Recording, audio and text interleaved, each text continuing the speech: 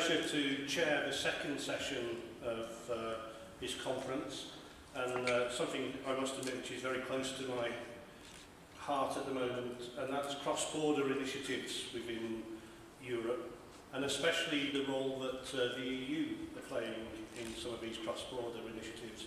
As coordinator of a major Horizon 2020 project, I think it's something that I found quite refreshing, that the EU was looking at mining as part of a solution rather than part of a problem. And I think that's a very refreshing message for this audience. We have three speakers on three very different but very closely related topics. And I'd like to introduce Dr. Sadowski, who's head of the raw materials sector within the EU, to talk about some of the work that the EU is doing in this mining cross-border initiatives. Thank you. Thank you, Chris. Good morning, ladies and gentlemen. I mean, it's not really morning, but I think up till lunch break, it's okay to say good morning.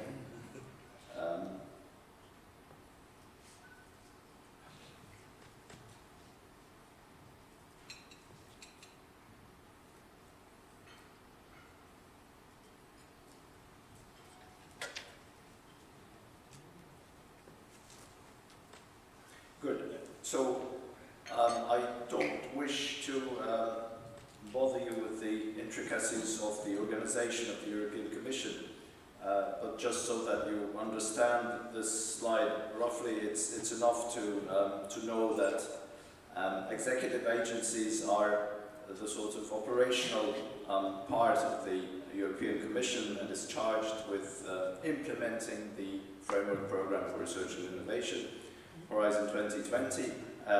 The executive agency most sort of pertinent to the subject of raw materials is the Executive Agency for Small and Medium-Sized Enterprises, a name which people usually find slightly misleading. It does not mean that we are only concerned with small and medium-sized enterprises.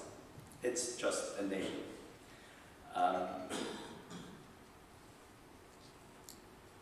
Where do I press? Okay. So I have been asked, and thank you very much for this opportunity, I have been asked to tell you about research and innovation in raw materials in the European Framework Programme for Research and Innovation, Horizon 2020.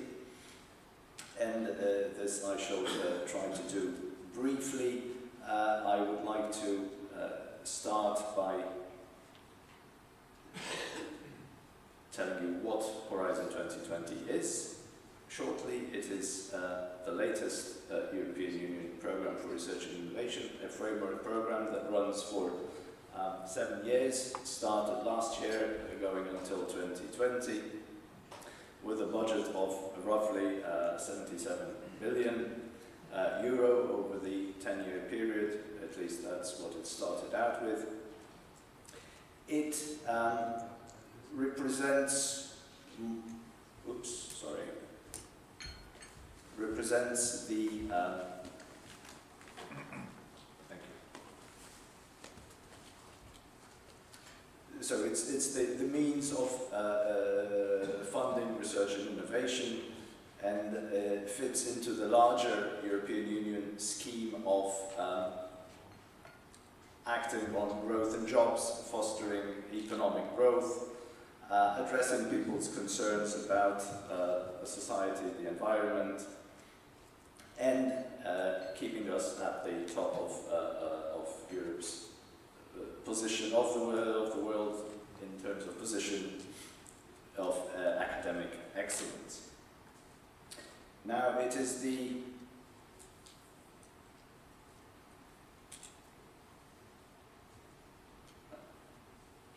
not the first framework programme for research and innovation. That have been going on for several years.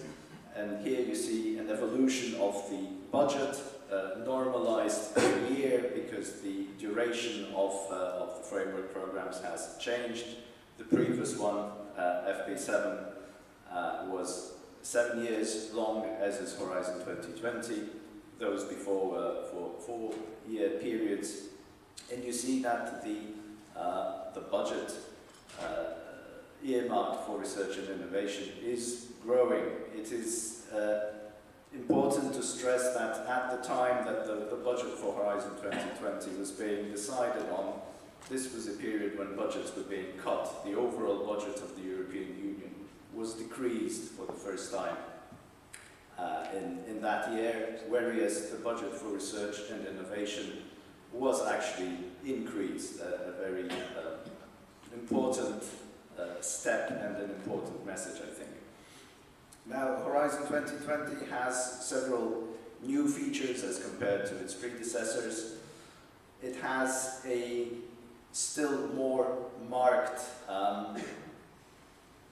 leaning towards innovation as opposed to pure research. Innovation in terms of fostering economic growth, industry, and in particular, as we were just saying during the break, there is has been for many years now, a growing awareness that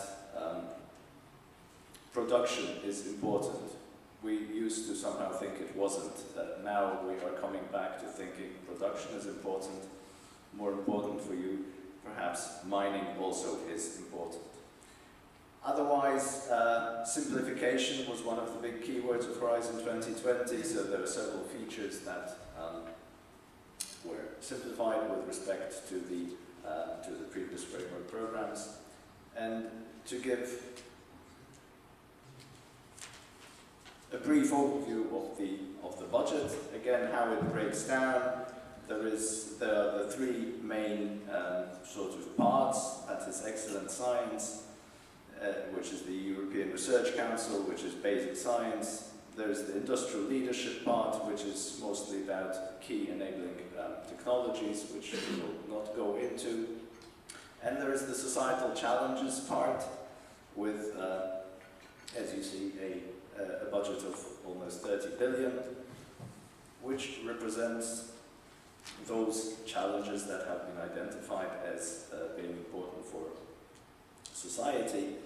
And these are, here you have the full list, so of course health, demographic change and well-being, food security, energy, transport, and you will notice, I still have to master this device. You will notice that raw materials appears in what we call, for short, Societal Challenge 5, which is climate action, environment, resource efficiency, and raw materials. So this societal challenge in Horizon 2020, as you see, has a budget of about 3 billion earmarked for it for the 7-year period. The breakdown between climate action, environment, and so on, and raw materials is not fully defined from the start. However, raw materials are expected to take something like 600 million during Horizon 2020. Just so that you know what we are talking about in terms of numbers. Now, you saw earlier this morning examples of European funded projects from Freiberg Program 7, but it has to be said that until Horizon 2020 there was not really a concentrated action, a concentrated policy on raw materials. Projects appeared sort of here and there, as the case may be. It is only in 2008, in a period of significant volatility of prices of raw materials, of commodities, in a period especially where the awareness that some raw materials are more important to us than others, that the European Union formulated a policy concerning raw materials, non-energy raw materials. And this is the Raw Materials Initiative, which basically addresses the 3 possible ways of getting at raw materials, which is to dig them out of the ground, to recover them from what you already have, or to buy them from somebody else who happens to have them. And this integrated strategy has been continued since then. It has led to an action plan. It has led, critical raw materials, sorry. I mentioned that they have been mentioned earlier today. It was, I think, an idea driven by the question of rare earths when our decision makers woke up to the fact that there are some materials such as rare earths that come mostly from China, and we are very sensitive to any movements on the part of China concerning restrictions. So a list of critical raw materials was drawn up. This is a graph with economic importance on the horizontal axis and security supply risk on the vertical axis, and the critical raw materials are those that are found in the upper right-hand quadrant, so very important and quite risky in terms of supply. And this list is being updated. It has been updated once already in 2014, and the second update is ongoing. And this is a significant driver, I think, of the whole policy. So, the further step of the policy concerning raw materials is the European Innovation Partnership on Raw Materials, launched almost 4 years ago now, with, as the other innovation partnerships of the Innovation Union, the general overall objectives of contributing to the EU industrial policy, increasing the share of industry in GDP to 20%, and contributing to Innovation Union and the Resource Efficiency Flagship. So the European Innovation Partnership on Raw Materials has several specific objectives concerning reduction of import dependency, improving supply conditions, and so on and so on. And its sort of main document is the Strategic Implementation Plan, adopted 2 years ago, which is a kind of roadmap for the activities that the European Union is funding in this field. So it is the thing to look at in order to understand what is probably coming in the future. The Strategic Implementation Plan is constructed along 3 pillars: technology pillar, non-technology pillar, which is policy, and the international cooperation pillar. And so these are the pillars, then there are action areas, and then there are specific actions mentioned in the strategic implementation plan under each pillar. And in the technology pillar, you find all kinds of exploration, innovative extraction ideas, processing, recycling. In the policy pillar, it is about improving coordination between member states, always a difficult issue, about managing the knowledge base that we heard about earlier today, differences again between member states, coping with the knowledge on a European level, and then not forgetting the international cooperation pillar, which is about networking with the rest of the world, basically sharing best practices and working towards assuring us of a supply of the raw materials that we just do not have.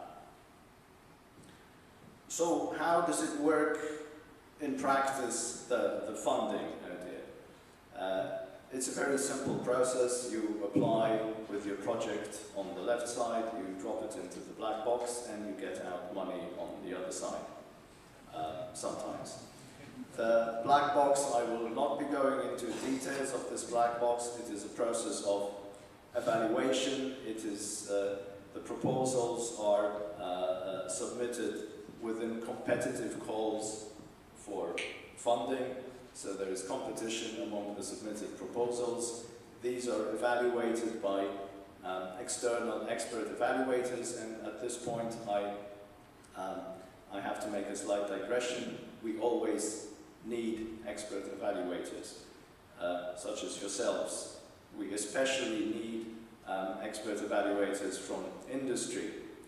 And since we are legally bound to ensure gender balancing of our experts, we especially need ladies who are experts from industry.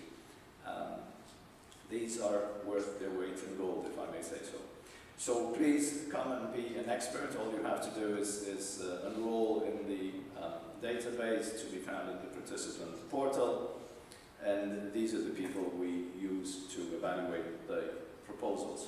The proposals, as I'm sure you know, have to be consortia containing at least 3 different entities from at least 3 different member states. And they lead to roughly 3 different types of projects. These are research and innovation actions and coordination and support actions. Again, roughly the first 2 are technical. I will hurry. Our technical projects, research and innovation actions, are more about research and are funded at 100% of the eligible costs. Innovation actions have usually higher technology readiness levels and are funded at 70% of total eligible costs. And coordination and support actions usually concern policy, knowledge gathering. The minerals for EU we heard about earlier today are a good example of coordination and support actions. So quickly, a few examples. As I said, this started with Horizon 2020. The topics we have had so far, as you see here, are listed. 2014, mining of small and complex deposits and alternative mining was one of the topics. And we have several projects coming from that, one of which Vamos will be presented later on in the day, so I will not dwell on it. There was a topic on flexible processing technologies, and I understand Chris will be presenting the project FADE later on. There was a topic on the substitution of critical raw materials, specifically for electronics, excuse me, and several raw materials policy support actions. The budget for that year was 68 million euro, which is fairly representative. In 2015, we had topics on deep mining, on continent and or seabed, again substitution, again some processing for 70 million euro, as you see. The projects, we are in the phase of finalizing the grant agreements, which have not yet been signed. They will be signed in the coming weeks, so I am not naming any projects yet. And then next year, the call for the proposals for next year has opened last week. Deadlines for submission, as you see, are the 8th of March. Thank you.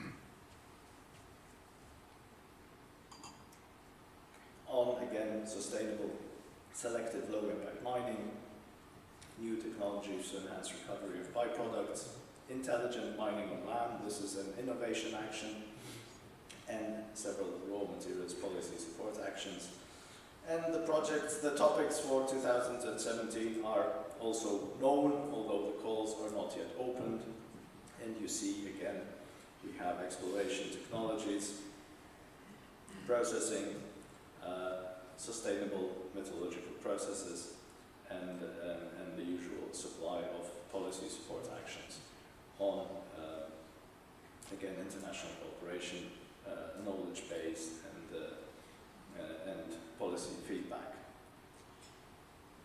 An example of a running project that will not be presented later on is real-time mining, but I will perhaps flip through this as the chairman is getting impatient.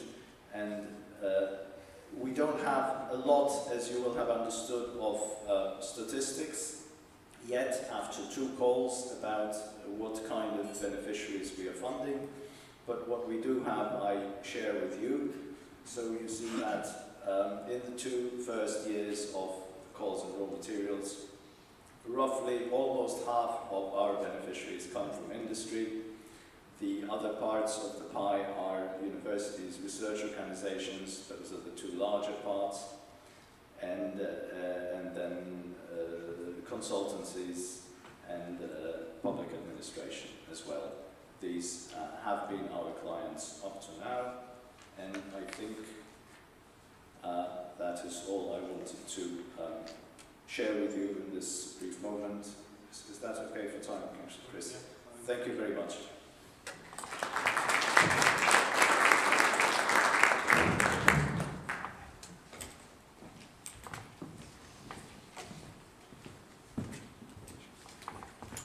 Thank you. We're not going to take questions between the presentations. We're going to leave that to the discussion at the end. So I'd like to introduce Dr. Sadowski now to make the second of the 3 presentations today. Sorry. Sorry, Dr. Benkitsch.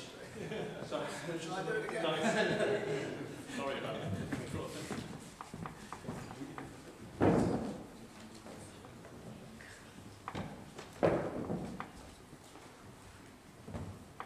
So, good morning also from my side. I'm very happy to be able to talk to you on behalf of EIT RawMaterials. Since we are a fairly new organization, at least the raw materials section of the EIT, I thought it would make sense to give you a bit of an overview of what we are doing and what we want to achieve in the raw materials sector, but also later on for the discussion, in particular for the mining sector. So the European Union is full of abbreviations, as you might have noticed, and EIT is one of them. So let me briefly talk to you about what EIT stands for. Thank you. The EIT is the European Institute of Innovation and Technology. It was set up by the Barroso administration because there was a sense that Europe was in need of an engine to promote innovation in Europe. And since then we have now been successfully included into the Horizon 2020 program. And our basic goal is to create innovation in the raw materials sector. And there's been a lot of research about how innovation is created most effectively and most efficiently. And it came out that it is then done most efficiently when you can connect what is called the knowledge triangle, which is the connection between academia in terms of developing new thoughts and technologies, research and technology institutions, and the industry. And that's our basic setup, and that's the basic setup of our partners that are owning our institution. It is intended to bring the people of these 3 sectors together and to create a network and a community. So we are basically providing the substrate to enable that community, but we're also providing the funding to fuel it, so to speak. The EIT itself was founded in 2008 and is currently headquartered in Budapest and contains several different areas, which I will touch on later in my presentation. So we perceive ourselves as a community, and there have already been 3 parts of the EIT set up in the past. One is on climate. It's the Climate Kick. It's a knowledge and innovation community, that's the abbreviation for KIC. Then we have the ICT labs, and we also have the Energy, which is primarily dealing with energy-related topics. Then there have been 2 new KICs set up in 2015, and we are one of them. And the other one is the EIT Health, which was also set up this year. And you can see a bit of a forecast of what is coming up next. In 2016 there is a call for advanced value-added manufacturing, because apart from the raw materials, it has been widely recognized now within the European Union that the creeping deindustrialization of Europe is really creating a problem. So we need to make our industrial sector as a whole more competitive again. And then there will be a call in 2018 also for urban mobility. The overall budget for the EIT, I think you have seen in the previous presentation, we were the magenta small part of the pie. The overall budget of the EIT is around 2.7 billion euros. So what is our purpose? There have been a lot of programs within the EU also in the past and going on continuously in the basic research area. And then we have the market. And in between we found there was a gap to actually transfer the knowledge that is created within companies, within universities, within research centers, and convert them into products for the markets, which is generally known in the meantime as the valley of death, and it's our job to bridge that valley of death. So we take technology, if you think about it in technology readiness level, from a level 5 to 6, yeah, and bring it up to a level of 9, which is ready for market. This is where we step in. So we help companies, large companies and SMEs and startups to bring existing technology and convert it into products ready for the market. And in the meantime, we have found that there's additional gap after the valley of death. There's a kind of second valley of death, and we're currently addressing that, because the venture capital and private equity community needs startups, needs SMEs to invest in, but find it sometimes difficult to do that.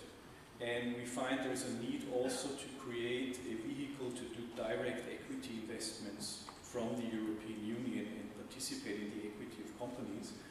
So we are currently also working on establishing an investment platform with a dedicated fund that will be able to invest directly into small businesses and medium-sized businesses, but also into startups.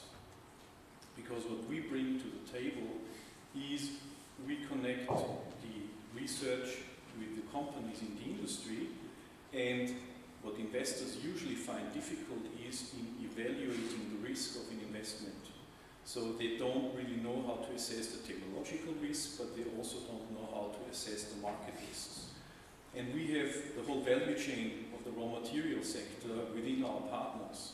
So we can bring the experts, we can bring the CTOs, the CFOs from our partners, and help the investors to evaluate the technological risks, and also provide for them an exit strategy, because most of the companies that are being sold today are being sold through trade sales, and these will be most likely within our core partners of the KIC that we represent. So that will be kind of the next extension that we are working on at the moment. We are not a classical research funding entity. What we are doing is we provide added value to the projects that we fund, which is the orange part of this slide. But we also have a very high requirement of participation from our industrial partners.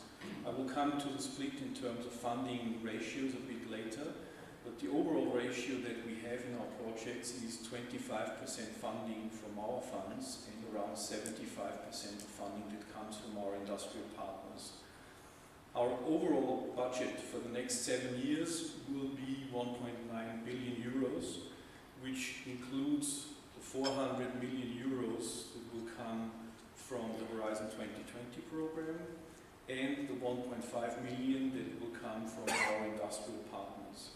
So our industrial partners, they participate in the added value activities that we provide as a KIC, but they also provide the co-funding that is required for the projects themselves.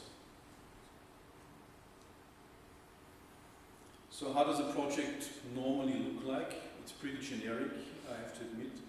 Normally you start with an idea, so you have some prior activities that need to be funded, and then the project can start after we have concluded a call. We conduct several calls per year, competitive calls where projects are being brought to us by our partners, which are then equally evaluated in a similar process to the Horizon 2020 program with external evaluators that have a look at the strategic fit of the projects, but also on the soundness of the budget of the projects and also on the soundness of the business case. We are already very late in the technology readiness level part, so level 6 to level 9. So we also look very carefully, is this a viable business? Is this a viable business idea? What are the prospects of such a product in the market? These are the considerations that we take into account. And the prior activities count already towards the co-funding ratio and also the accompanying activities. And as I said before, we need to achieve a ratio of about 1 to 3 for these two parts. So what are our target markets and what is our strategic focus? We basically have 3 strategic goals we want to achieve. First of all, we want to secure the raw material supply for Europe.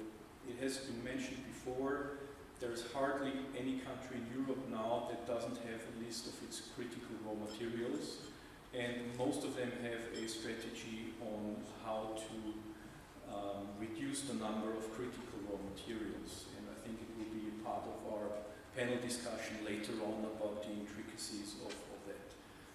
Second, we want to design solutions that minimize the use of raw materials, but also take into account the recycling part of it already when new products are being designed, on how will we recycle them later on, which comes to the third part of our strategic goals.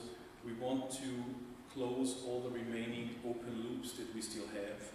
Europe still has a very high recycling rate in some material cycles, but there's still room for improvement in others. In terms of markets, we have 4 markets that we mainly focus in. One is mobility, then we have machinery and equipment, which covers all the equipment that is involved in the raw material value chain. Then we have ICT and energy supply, which is a very critical aspect as well. Which industries do we cover? You have a segmentation and also a split of our partners. We currently have a total of 116 partners active, which is quite high since we only started in 2015. And we have 12 new partners which are coming up for the General Assembly in December for admittance. And we have another 11 partners who would like to join in 2016. And I've brought here a broad split on how the partners split up among the different sectors. Please note, when you do the math, it's possible to have multiple nominations, so the numbers don't add up to 116, but you can see that we have a quite even spread of partners because we wanted to have an equal balance of the knowledge triangle within our partnerships. We didn't want to have any dominating factor on the academia side, on the research institution side, and on the industry side, really to have a balanced portfolio of partners. How do we operate geographically? We are headquartered in Berlin, but this is just the administrative backbone. I think we live in planes statistically all over Europe because we travel a lot to our partners within the individual countries. We operate in 6 different what we call co-location centers to have a broad coverage of Europe. So we have one on the Baltics, which is in Espoo in Finland, one for Northern, which is in Luleå in Sweden, close to the Arctic Circle. We have one for Western, which is in Brussels, in Leuven. We have one for Central, which is in Metz in France, one for Southern, which is in Rome, and one for Eastern, which is in Wrocław in Poland. And we have a local development center here in Austria with the University of Leoben. I've already seen some people from there. And they have a local innovation center for the EASME region, where they cover specifically Eastern Europe, but more importantly Southeast Europe from Leoben. And with that, I would like to conclude with our vision. What we strive for is to come back and to develop what is currently a strategic weakness of Europe, which is critical raw materials, and make them again into a major strength for Europe, because as we will touch upon later, there is enough geological potential in Europe to cover most of our raw materials needs, but it is an issue of mainly also the social license that we get from our local communities to do the mining and bring mining also back to Europe.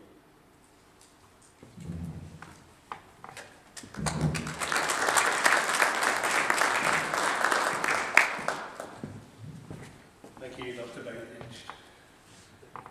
It's now my pleasure to introduce a good friend and colleague from the FAME project, and that's Dr. Wolfgang Reimer from GKZ in Germany.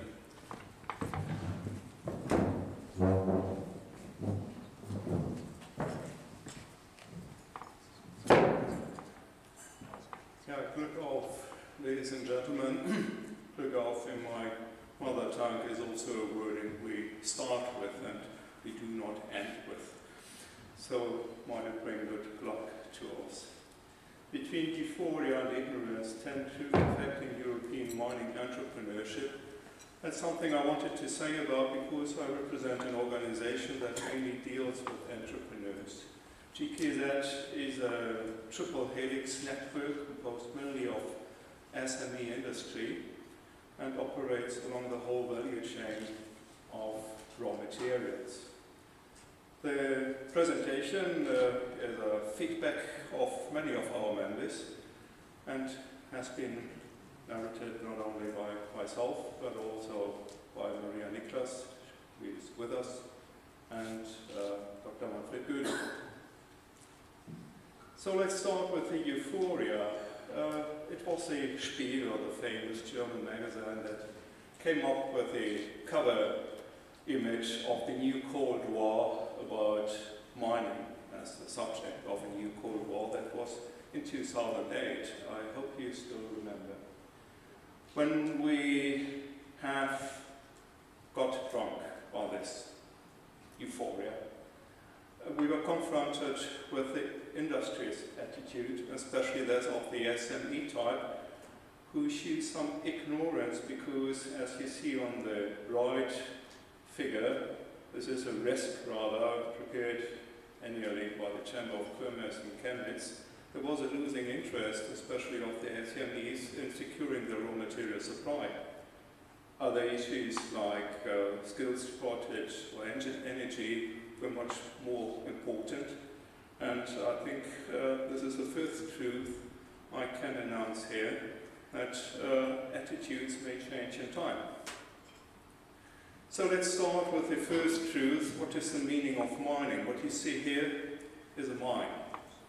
That mine may be placed in the Erzgebirge somewhere, has about 50 employees, and extracts fluorspar. What you see next is the application tree. That's the business they feed. That's a reflection of what is made of fluor. And here you see that almost at every leaf, thousands of employees of jobs stick. I think it's time to always repeat such an image in order to become aware where we live from and what role plays mining, although mining became not lobbied in that way, like for instance agriculture. And of course, in fact, the employment behind mining is comparatively rather low compared to that of the application branches. So what can we learn? Mining is a central issue of high strategic and economic meaning. And in contrast to application, mining is comparably small in scale. However, it feeds most of our manufacturing. So mining deserves a permanent support on national and EU policy. and making promotion and priority in funding and political dialogue. I contributed to this also to Juha Kaija's presentation, and it is, I think, the most important point. The second truth, how is reindustrialization being understood by the SME industry? The backbone of German industry, for instance, is the so-called Mittelstand, the SME, family-driven company. It is not the DAX, not the big players that keeps Germany's industry strong. And you see here Germany covers almost 30% share in the industrial manufacturing in Europe. Comparatively to this, you see that Spain, the UK, but also Italy have a rather smaller contribution to this. So, just saying this as a German, we felt a bit worse about hearing about reindustrialization in Germany. That's not our problem, in fact. The problem is the deindustrialization. And the deindustrialization is also a matter of fact how industry develops in time and space. I don't want to go into details. We put the figures and the whole presentation on the internet. You might read this in more detail, but that's what you can read here is a German strategy, how we try to strengthen industry and especially how we try to maintain that part of industrialization. And we see that EU is not developing in a unique way. We have huge differences, and the consequence is that we do also need different strategies and different approaches that fit best to the demands of the global players, but also to the small and mid-sized companies. Factors affecting industrial growth are manifold and not equal across EU28 communities. And the challenge of affecting almost all EU28 industry is rather the deindustrialization, the process under which industry, especially manufacturing, is relocated outside of the EU28 country borders. So what we want to point out is that measures need to be undertaken to reverse deindustrialization. And it is, I have to go a bit, the lights are a bit reflecting here, I can't read it very well here on the screen, so excuse me, and I move a bit here to the left, so now it's better. So the measures need to be undertaken to reverse deindustrialization. If securement of the resource base is being understood as a strategical issue, then mining will contribute to both. The third truth is how the raw materials strategies are developed. In Saxony, which is one of the 16 fellow states of Germany, we have a rather unique situation because that fellow state generated its own raw material strategy. It is unique in Europe, and it is only headed by the national raw material strategy, which was published by the German government, with a very strong contribution by German industry. And at the top we have the raw material initiative that was launched by the EU. What we can see is that there are developments that often run faster than even the time of a raw material strategy, the lifetime, such as individual growing demand of national markets, technology developments, customer behaviors and share of manufacturing within the EU, more national political penetration of raw material markets. We have raw material supplies for strategic reserves. Here the national policies are quite different. We do also know speculation with raw materials, but also the change of attitudes and policies in securing raw material supply. Different approaches towards circular economy, but also a lacking awareness, change of acceptance and missing compliance, and for most of our daily living also more and more ideological decision making, which we found as a very important criterion on our daily business. Just to give you an example, you see here the German raw material strategy. The main objectives are the removal of the barriers to trade and distortion of competitive positions.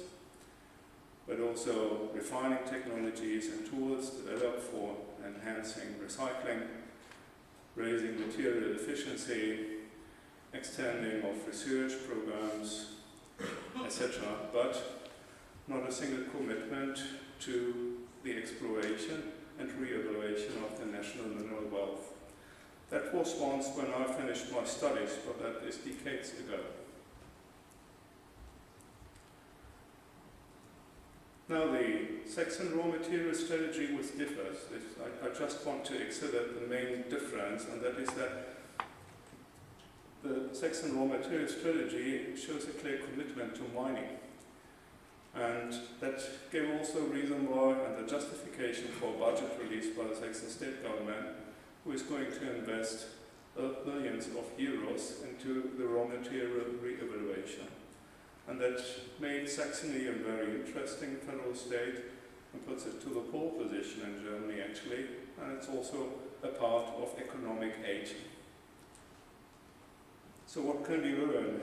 In our eyes, raw material strategies are useful if they consider different EU member states' policies and mining and economic models, if they can be applied at different time and regional scales, and if they are bound to budgets and measures to perform their content. From the European national raw material strategies, I think there's only the Swedish one that highlights a clear financial structure and time frame.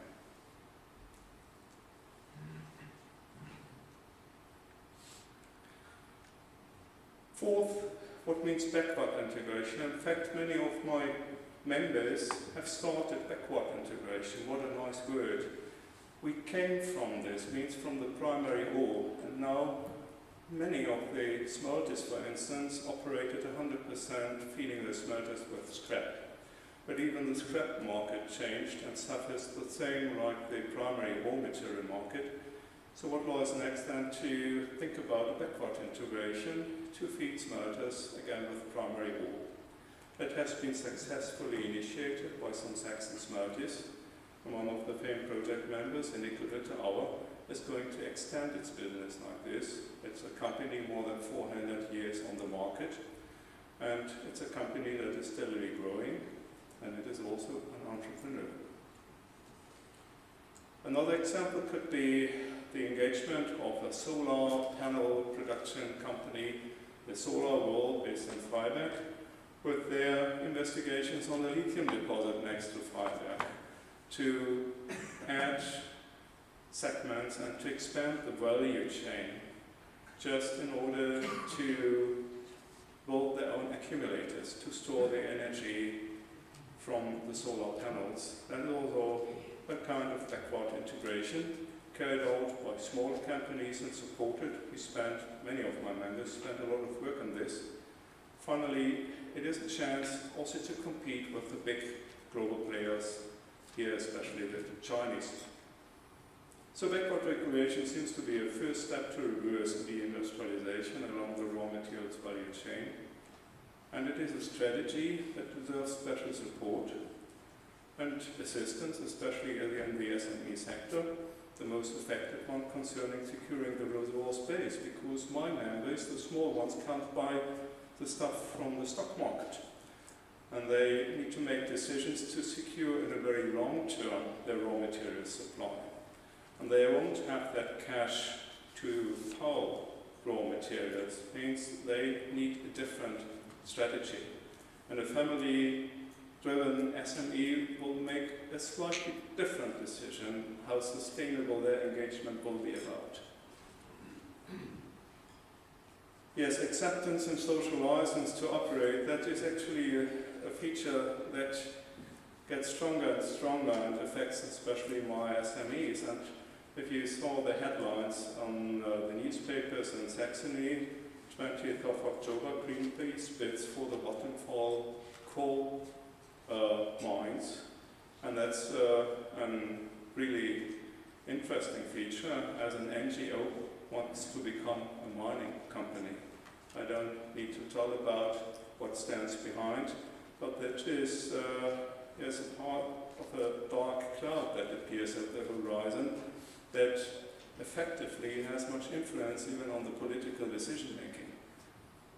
And from the German point of view, we have, of course, the struggle between the national government and between the Saxon state government that does not share, who do not share the same opinion in this. So how to compete with such an engagement and how to react, at least in Saxony, more than 7,000 jobs do stick on the lignite combustion. And that's quite a number. But there's much more my SMEs are affected with. If you have a look at the key factors that impact SME entrepreneurship, after a study carried out by BHP Billiton that year, you see a lot of fields, and I highlighted only the red ones, which are the most important ones that do hinder SME engagement and that hinder entrepreneurship. You can look at this in more detail, but just to give you an impression how difficult sometimes entrepreneurship is about. Because you have too much to consider in developing business. So the question is, how far do we go with the voluntary self-regulation, which is very advanced in the EU, regarding social license to operate, and many more. And all this becomes a policy instrument and tends to become an obligation. And here I want to address to all of you a specific warning, as this must not go too far, and certainly there is no need. So my question is, what I would like to raise, do we really need to introduce things into the public discussion that self-limit ourselves? Greenpeace has a budget of $100 million a year, even more. The setup of the fluorspar mine in Erzgebirge was about 45 million euros for the whole mining project. So we need to fight resistance to mining with the opponents' own means, such as social networks, blogs, web spaces, however, because we know that they in the IT community have much more to offer than we. And we had a Saxon Resource Day last day where we put that topic on the main agenda, and it was interesting to see how, unfortunately, only the big ones do compete with the social networks that fight mining. So small companies do not have capacities to block, so the question rises, how do we support them? Third, in many legal issues, EU member states can rely on best practice and proven mineral and mining acts. Acceptance debates or measures like EITI do not make life easier to SME. European countries have excellent mining rules, and they may serve as a standard. In Germany, we do not have an interest to change our mining law. It's a splendid mining law. So the question arises, do we need to generalize this on the EU level? What we want to point out is that we see an overload of self-regulation, and that limits especially SME and the mining engagement. Awareness building, that's a nice chapter. You see two guys that are millionaires. The right one is called Bill Kaulitz. He is a German pop star. And the left one is an Italian patrician who lived from mining trade. Of course, they are both millionaires, but in fact, the pop star doesn't know much about mining. And like him, many youngsters grew up, meaning that the money can be earned by music.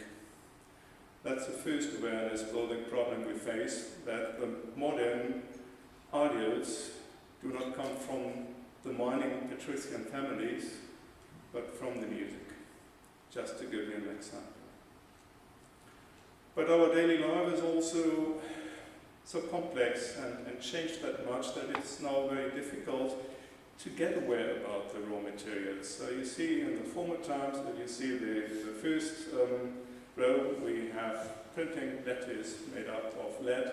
We had metal coins to paint, and we had metal plates to eat from. But now if you look at the bottom, everything has changed. Where are the metals? Where are the ores?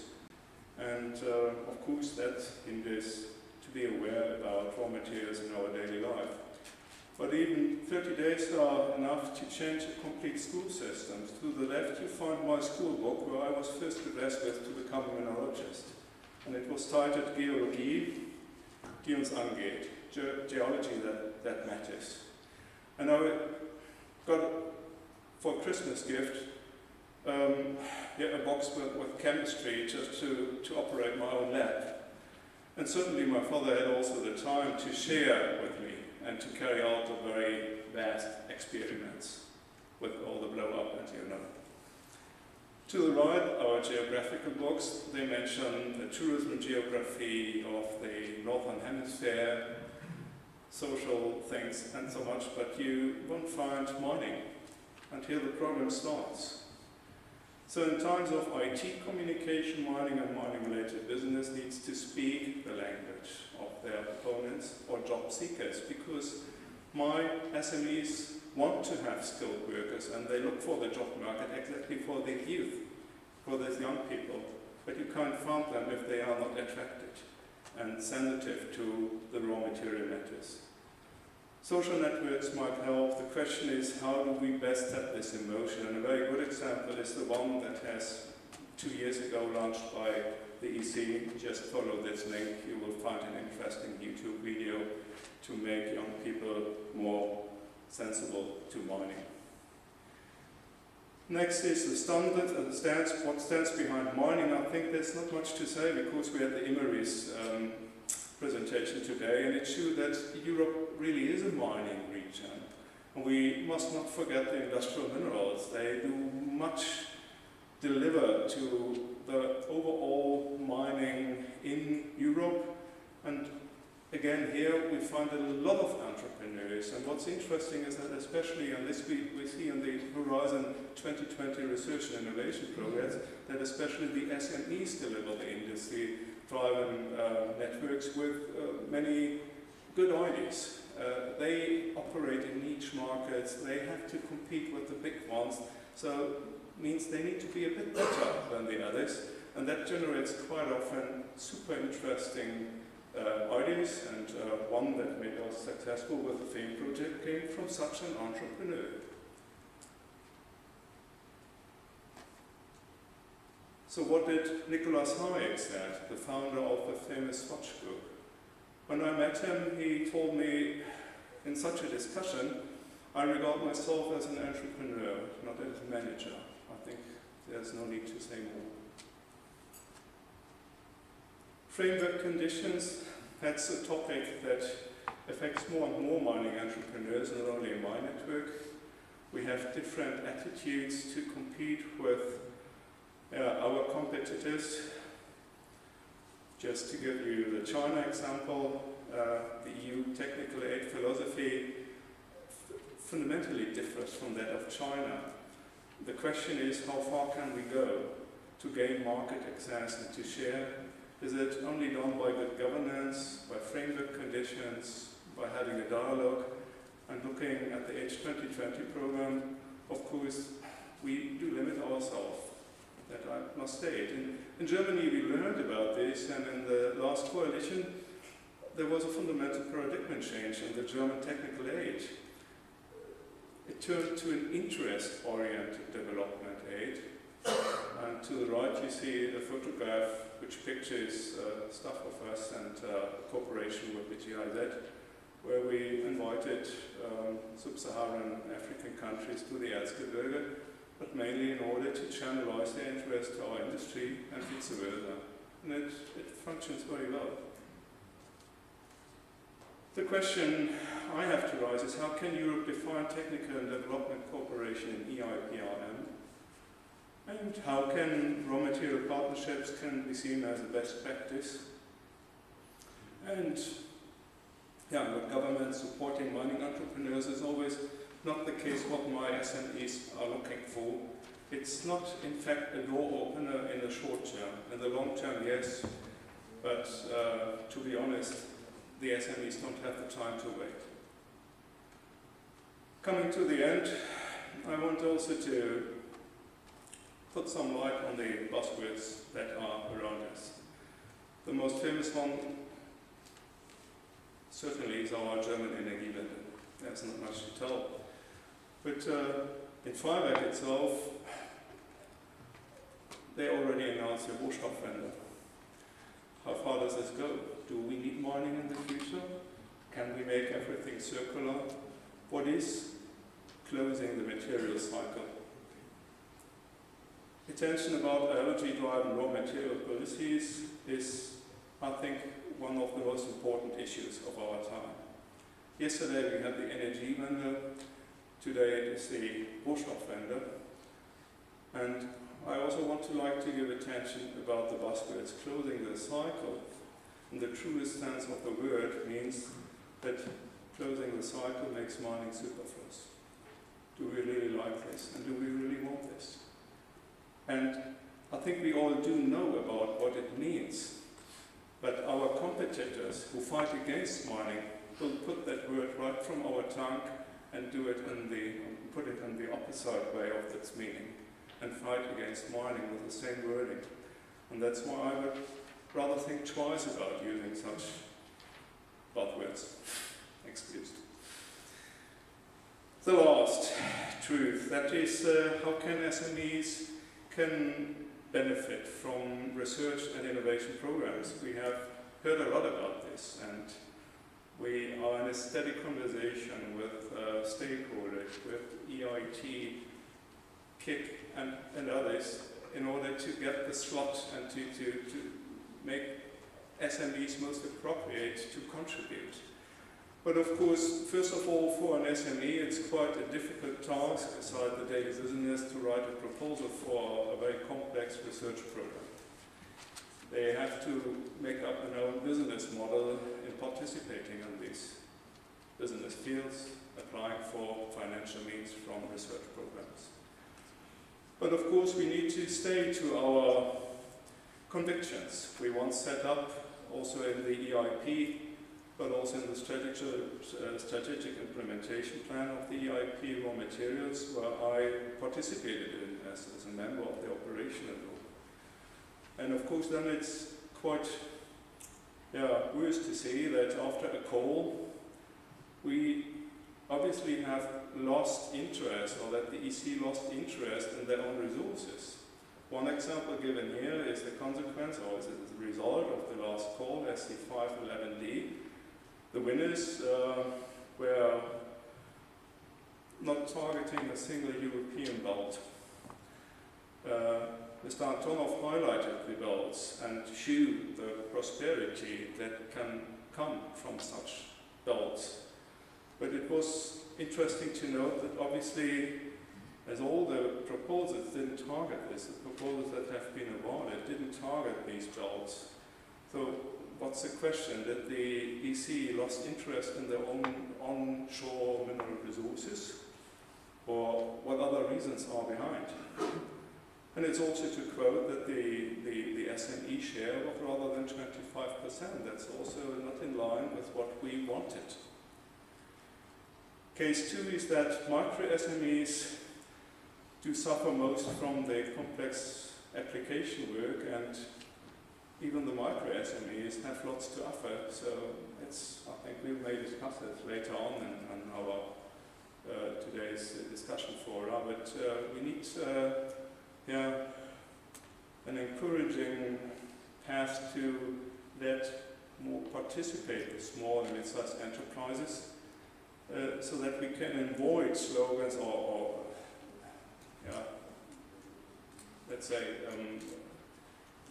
contributions to these programs, like that European funding is like the Premier League, expensive to play and with very few winners, as it was pointed out by a micro SME, and this interesting story was also uploaded in the Edge 2020 program for us. So it's, I think, pretty fair that the EC itself posted it on internet, but it gives you a nice impression how the background activities are, and that needs to be mentioned. So what I can say is that mining entrepreneurship within the EU, or let's say at a global scale, requires true visions, reliable rules and a smart funding, and SME need easy to handle non-bureaucratic application, as application work will be carried out during daily business, and there's no staff employed for this. yeah, that's me without glasses, and if I feel fine and my voice is okay, that was in Greenland, and that was a bit colder than here, so I beg your pardon for my voice, but I feel pretty good with you. Thank you for your attendance.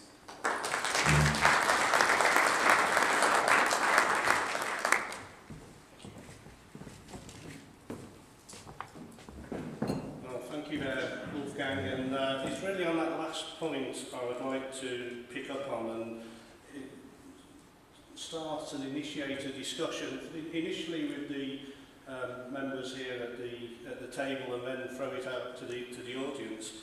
And I just want to explore the funding mechanism of Horizon 2020 and how it works, because it is a very important plank, and it's something that certainly my firm, Wardell Armstrong, we knew nothing at all about until 18 months ago, and we certainly didn't consider that it was anything that we could take part in for some of the reasons that Wolfgang's just outlined there.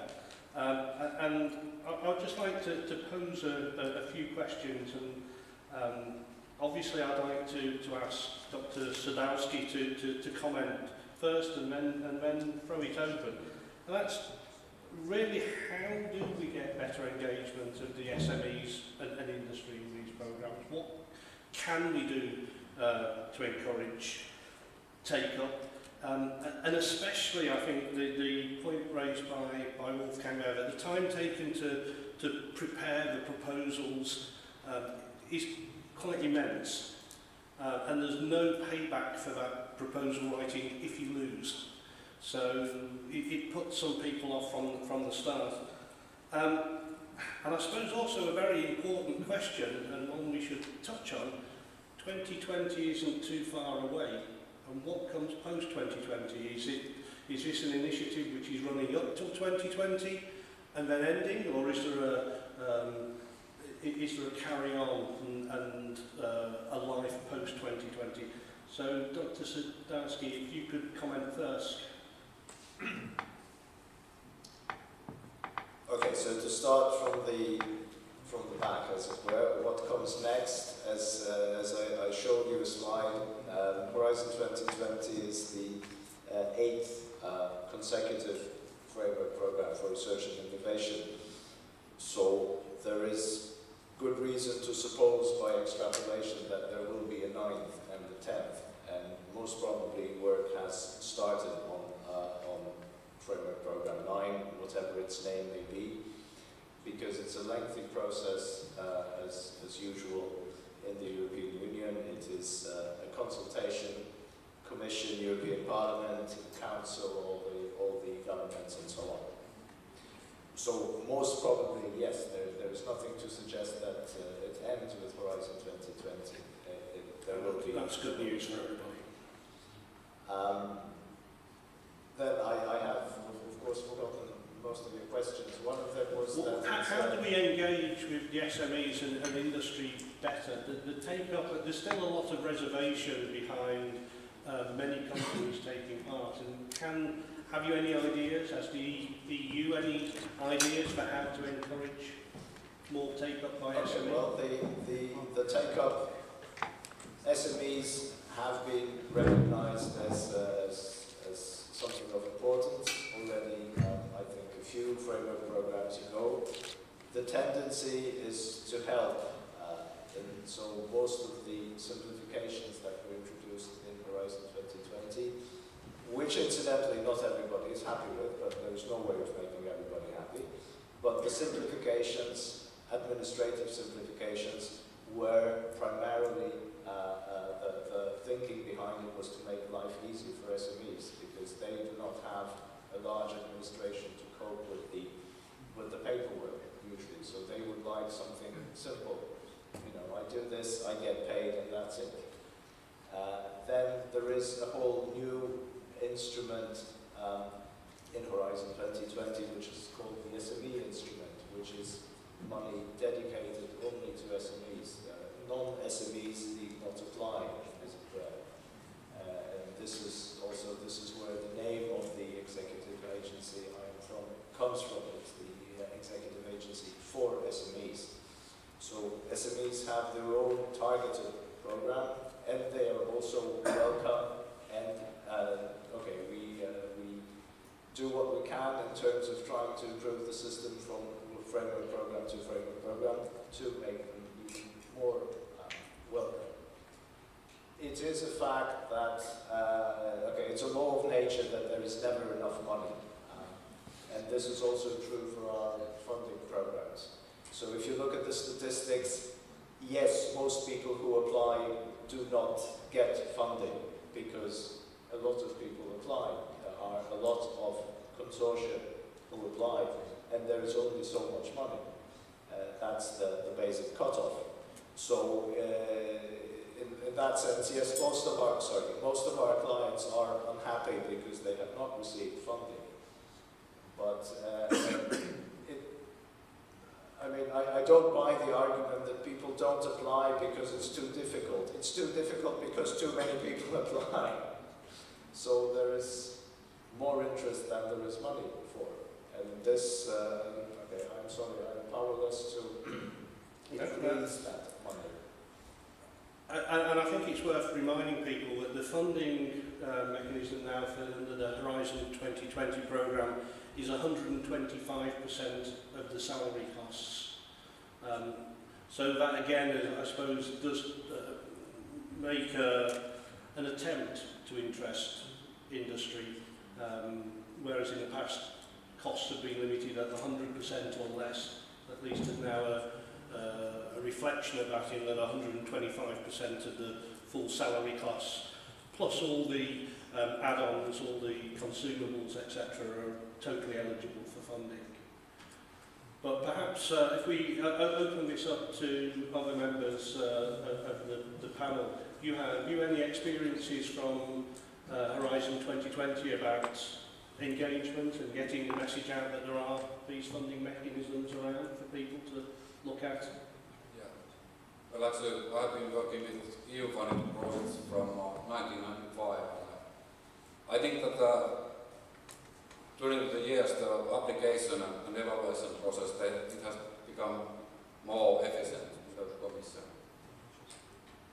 But I also agree that it's for example, if your European Commission is always wanting to have industrial leadership and lots of industrial partners, meaning also SMEs, my experience is that it's not always so easy to attract especially big industrial companies to be involved in European Commission funded project. Because basically it's, although the results of this project would be really useful for them, it's still they don't have so much dedicated personnel to take part of this project. And I guess more or less this goes, the same goes for the SMEs.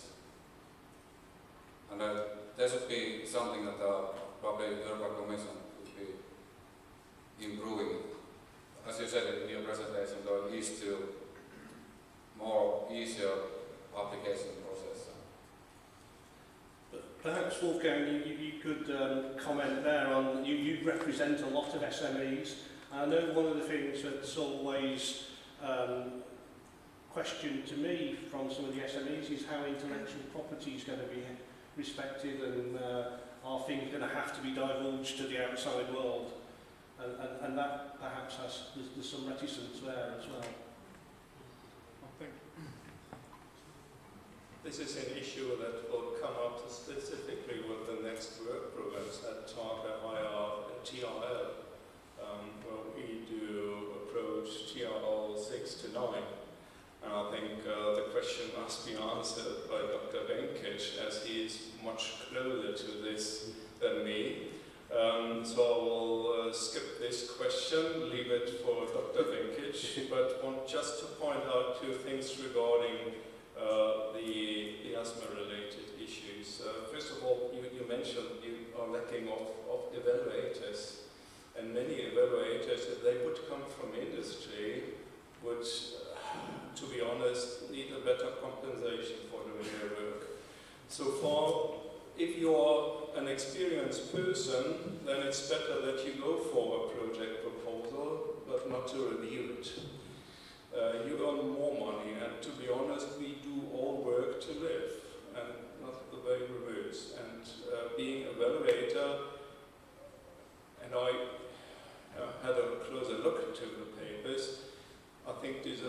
needed more financial support in order to give the evaluation process more expertise, as we, especially with the last calls, had huge troubles where many consortia felt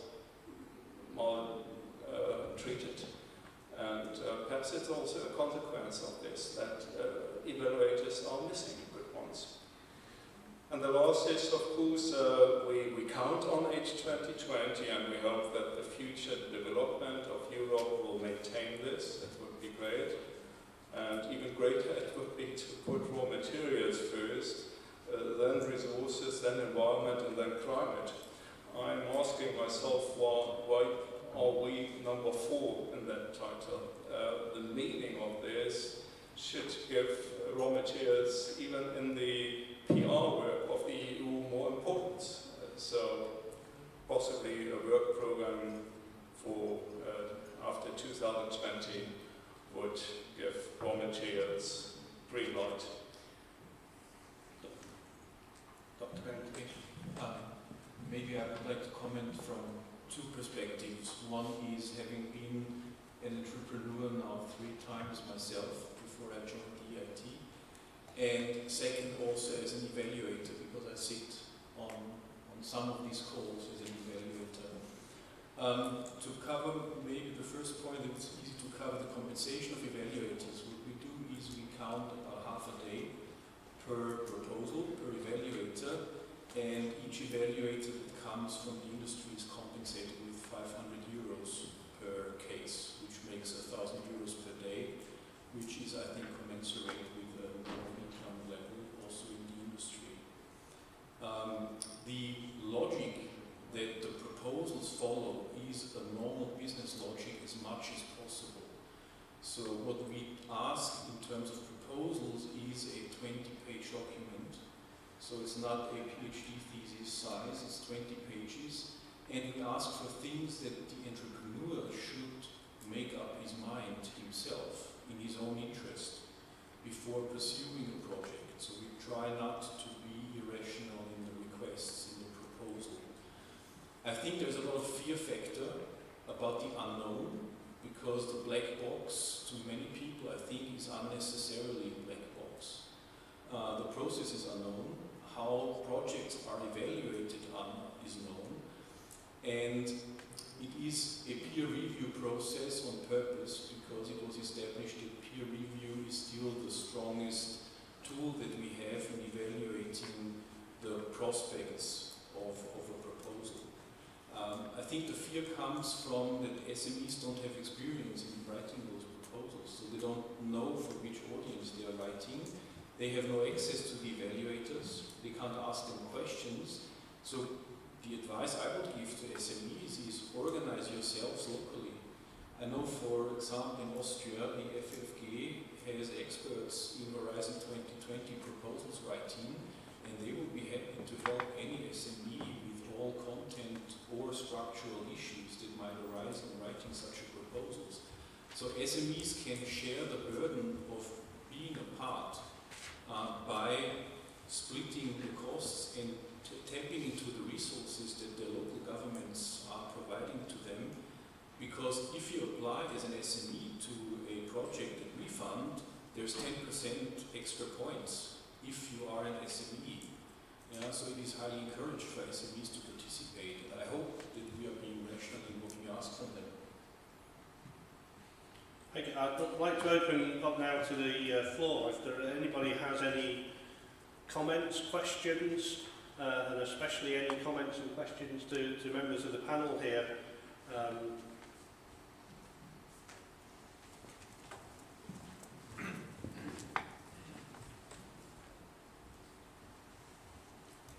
Thank you. My name is Øystein Rusfeldt from Nussir, copper startup project in Norway, almost EU. We now have roughly 7 to 8 years has passed since the RawMaterials initiative arrived, and I've heard about it yearly in different forums around Europe, and it's always a good optimistic tone in every presentation, year after year. But I'm wondering, what is, after these years, what do we see now, the results of the initiative in the net number of new opened mines, so openings minus closures, as a very simple and rough figure, and obviously would be also of interest to understand which of these mine openings could have some relation to the public initiatives. The reason why I ask is my own feeling, being involved in starting up mining activity, that it's hard to see the link between these programs or the initiatives and actual mine startups. Even I open a question which would be interested to hear some comments on, whether there could be the opposite effect. We do see that these strategies arriving through states and regions are quite ambitious, and there's a question whether these ambitions are actually possible to cope with from the industry. Could it be that these ambitions that are actually on behalf of the industry is possibly counterproductive? We do also see that research institutions are becoming quite well funded, and these institutions have all kinds of excellent ideas how to make the industry become even better, which is good, but the funding that they have access to actually makes the life more difficult for new mine startups. So there is a possibility that the whole thing might become counterproductive. Thank you.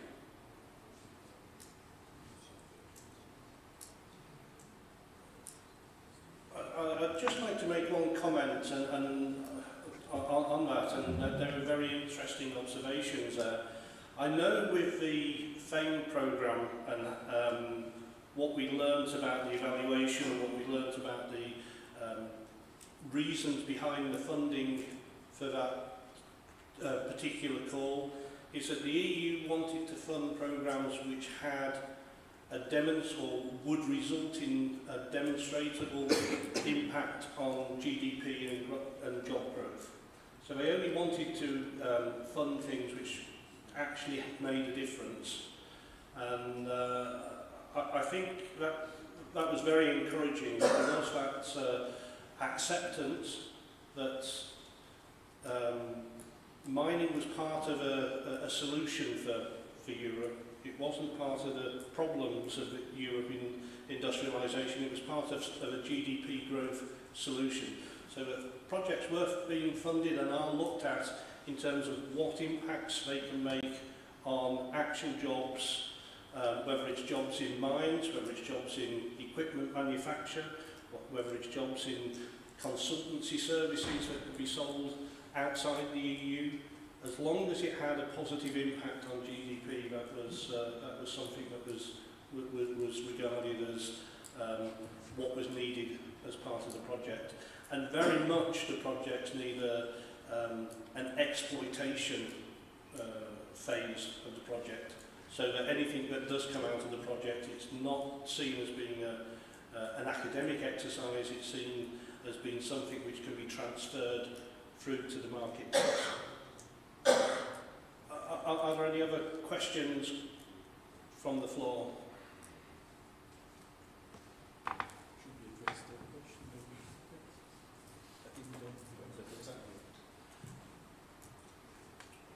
Good afternoon, ladies and gentlemen. My name is Chris Trevor. I'm from EASME in Austria.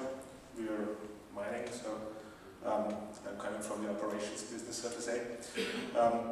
This morning we have heard from both gentlemen from the European Union, I think a very important sentence, which was like production, manufacturing is important, and also it's the goal of the European Union to stop the deindustrialization and to foster the reindustrialization of Europe. And to quote a very famous German author, it's great to hear this message, but it's hard to believe for me. We've heard in the morning one sentence, and I wrote this down. In Europe, there is an entire industry in not permitting mines. And I think we can extend this. It's not just in not permitting mines. In general, it's very difficult for European companies to get permissions for their activities. And we've heard a lot of doing research, funding research and so on, but it doesn't help if these research results do not get into production and get into products. What I wanted to give as a message to you, especially from the European Union, is please do everything to make it possible for the European companies, for all of us, to make it possible to still produce in Europe. Because if you take a look at many European companies, they're doing their investments somewhere else, not anymore in Europe. And one of the major obstacles is environmental legislation. And yeah, maybe you have a comment on that. But I'm afraid that if the situation continues like that, environmental legislation becomes stronger and stronger. We will, in 10 or 20 years, end up with Europe without any industrial production. Thank you. Just as we're very short for time, perhaps to bring those comments and the comments of the earliest audience member, just to go down the table and give your comments to those what we've heard from the audience. Maybe I'd like to start with your point.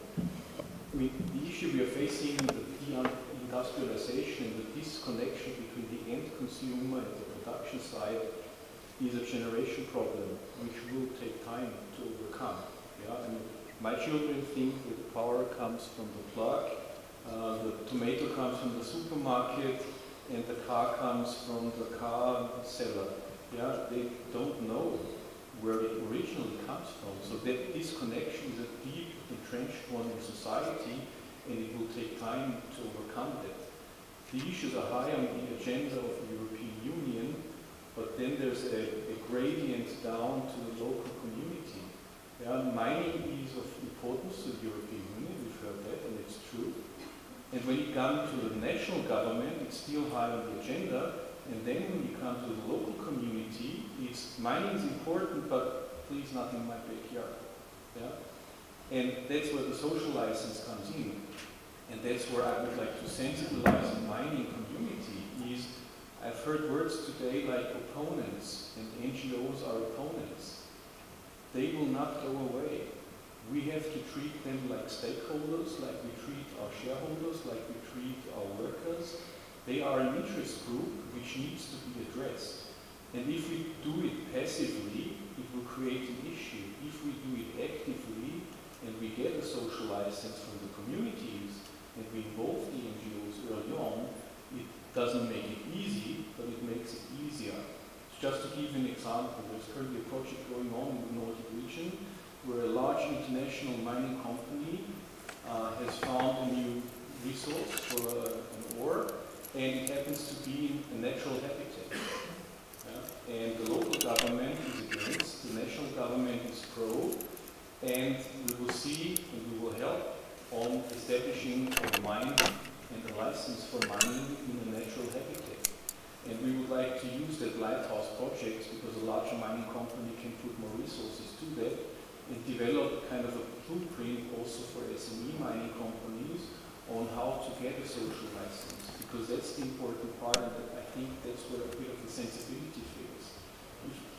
If we think in terms of opposition and opponents, you are in a mindset that already makes it difficult to reach an agreement that is viable for all the stakeholders. Yeah? And that's the sensibility I would like to raise here. I'm afraid that we can't generalize this. That's why I also introduced to you the regional raw material strategy. But it shows quite numerous differences and the attitude also towards mining and how to conduct this in regional policy. We know case examples where the local community was fundamentally opponent to a planned project, but I know from a number of projects that are most welcome. Even the lignite case, the combustion case, the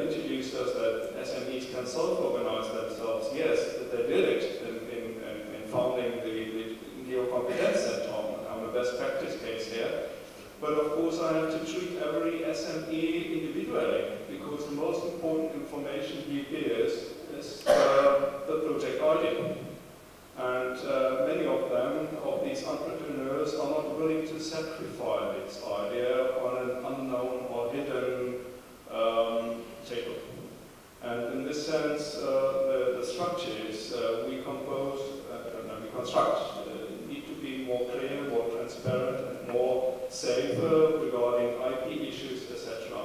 It's not only the transparency we show to our environmental issues and to the concerns to the local public, it's also the transparency and the understanding to the ideas and the entrepreneur itself. And I think that targets both questions, how one can best treat it. I'm afraid we have to care about this case by case. What kind of generalize it?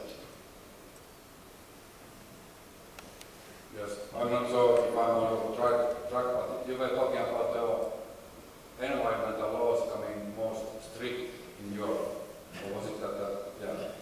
So I have one example from Finland because there is we have two authorities, or several authorities that are dealing with the exploration permits, for example. And these environmental authorities and people who are authorities who are giving them exploration permits, they are not necessarily always talking same language, and that causes some problems. And there have been cases that one authority is complaining the actions of one authority, and this will, slow down the permitting process for exploration in Finland. It has been some of the foreign, junior companies who were exploring, for example, in Lapland, they have left Finland because of too long permitting process for exploration. And then the question from Norway, I don't actually have an answer to this because it's really hard to see the connections between the RawMaterials initiative and the opening of new mines or closure of mines. I don't, perhaps Marcin has some input. No, I do not have information on opening and closing of mines. I think it would not be realistic to expect this kind of effect straight away. For many reasons. One is that traditionally the number may have changed a little bit by now. I learned it a few years ago, but it's probably fair to say European funding for research and innovation represents 5% of public funding in Europe, not counting all the private funding. It is not the money that is expected to actually solve problems. It is promoting the search for solutions. I think this is how it should be seen. It is promoting novel ideas, developing ideas, processes, demonstrators that will solve these problems. Since Horizon 2020 started last year, certainly we will not see an impact on mines opening or closing, because this also depends on world markets, on how the Chinese economy is doing, and so on. So there is probably no easy way of answering your question, but I don't think, again, that it's the purpose of this program to actually open mines. It is rather to lead the way or promote facilitating activities that will do this. For the environmental question and related questions, because we're getting a bit philosophical here, but I think that we as Europe have come to a point in the development where there are many different aspects that we need to look at simultaneously. Yes, it is easier to produce if you don't care about the environment, if you don't care about people, if you don't have to pay people. It's much easier. But we have to sort of look at that as well. We have to make sure that, yes, we're producing, that people are happy, that we do not completely destroy the environment so that in 10 years there will be nothing left. So it's all the sum environment has come, and it is coming in countries which up to now have been sort of more competitive because they weren't banned by such issues, but they are becoming banned. And so I don't think it's a choice we have anymore, whether we can produce, whether we should produce, or whether we should protect the environment. We have to do both. Otherwise, we're out of the game. Can I have one last comment in reply to the question of paying evaluators? Just a very short reply. Of course, I'm powerless to take my wallet out and pay an evaluator for more. Just two things. The peer review process sort of comes from the academia, and normally peer reviewers are not paid at all for reviewing papers and so on. So I would say being paid is already a step in the right direction. But then there is more, seriously, there is more than just being paid. I mean, most people I know who are successful coordinators, I haven't asked you about it, so I don't know his opinion, but most people say it is a great help to have been an evaluator because this allowed me to write my proposal in such a way that it got funded. So there is this aspect of non-financial gain, basically, I think. I must comment on that because I have never been an evaluator for view proposals, but I have been coordinating 3 successful proposals and which eventually came to project. So you don't count myself? No, I haven't counted that. I'm really sorry that just as the discussion is beginning to get going, we have to break for lunch, but certainly if you have comments or questions to individuals, please take them up in the lunch pause. Perfect.